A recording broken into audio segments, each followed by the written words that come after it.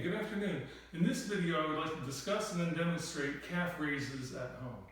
It's important to do calf raises because the calf muscles control action at both the ankle and the knee.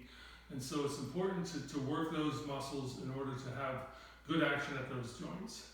The other thing I need to note about the calf muscles before we begin is that there are two major calf muscle groups. The gastrocnemius crosses the knee, and the soleus muscle does not cross the knee. So that becomes important when we do the exercise. We'll do them actually in a knee bent fashion and also in a knee straight fashion. In order to get a location at home to do calf raises, ideally you would have a staircase. A carpeted staircase is really the best option. If you don't have that, then there are other ways to do it, and I'm going to show those here. So if you don't have any stairs at home or any raised area that you can do them, you need some sort of raised surface to do them on. You can use old books, and I would recommend old books, and preferably soft ones. This is a very vintage phone book, which those aren't around very much anymore, but if you put together smaller ones, that would work. And I would recommend taping the books together, or taping, even if you have one big book, so that it doesn't move around too much as you do them. But the nice thing about a paperback book is that it has a little bit of a softer edge than the wood. I have these wooden blocks that I'm going to use for today's demonstration, and these have a beveled edge. And so that in some way gets around the rigidity problem with wood. And so we're going to set those up here. And then I also recommend doing the calf raises in your stocking feet or bare feet or with very thin shoes. And that allows you to feel what's going on in your feet and in your ankles as you do the exercise.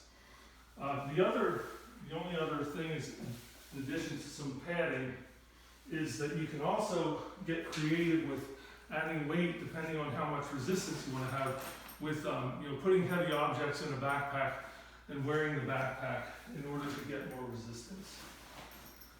And so above all, be safe. I'm going to be holding on to the edge of this rack so that you target the muscle strengthening aspect of this as opposed to some other balance component.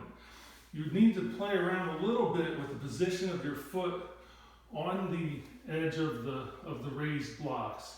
There's a sweet spot where it's not too far on the edge such that you feel like you're just not able to get enough force through it, and that you don't want to be too far forward with your feet so that you don't have any bend. So you want to find it where pretty much where the natural bend in the front of the foot is, the so-called metatarsal heads.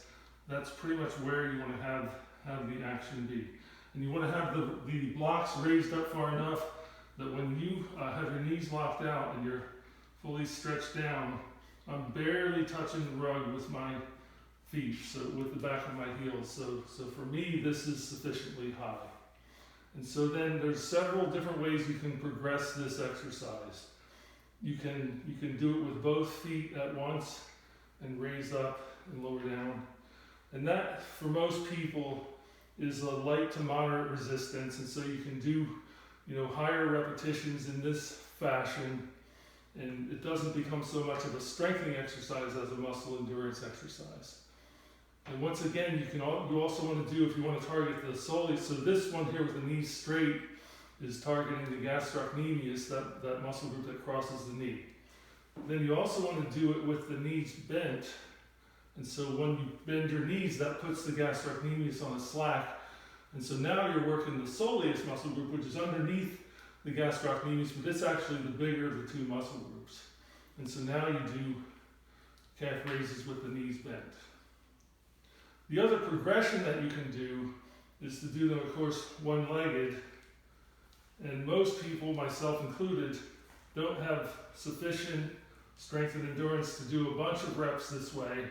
And so then you can also do this as a negative exercise where you go up with both feet and then down on one foot, up with both, and then down on the other. And that puts maximum tension on the muscle, so you just have to be careful when you do that to stay within your limits and progress in a rational fashion. So that is how we would do calf raises at home.